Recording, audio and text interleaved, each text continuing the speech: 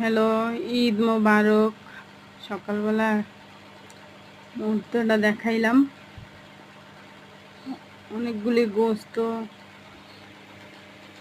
পাশের বাসা থেকে দিল, তো চিনতে তো রান্না করার জন্য কিছুটা নিতেছি।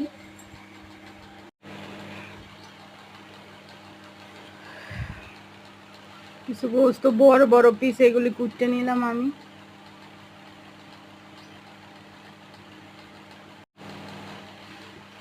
আসলে যারা কোরবানি না দেয় এরা মনে একটা কষ্টই থাকে, সবারই মন চায় কোরবানি দিতে, মনে তো চায় কিন্তু সাধ্য তো থাকা লাগে। আল্লাহ আমার কোনো দিন তৌফিক যদি দেয়, ইনশাল্লাহ আমিও কোরবানি দিব। আপনাদের কাছে শেয়ার করব, অনেক কথা আছে।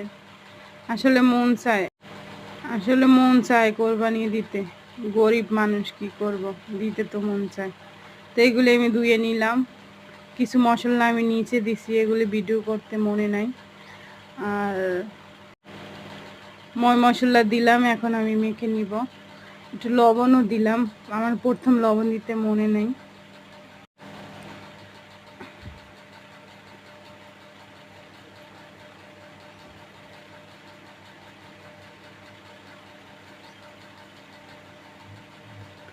সুন্দর করে মেখে নিলাম। আসলে ঈদের চারপাশে এই ঈদ চারপাশে দিয়ে আমি রান্না করি। আমার চুলা নেই, আমি নতুন বাড়িতে আইছি, তো ওই চুলাই বসাই দিছি। চুলা যেরকম হোক, কাঠের চুলায় আসলে গরু গোস্ত রান্না করে খাইলে মজাই লাগে।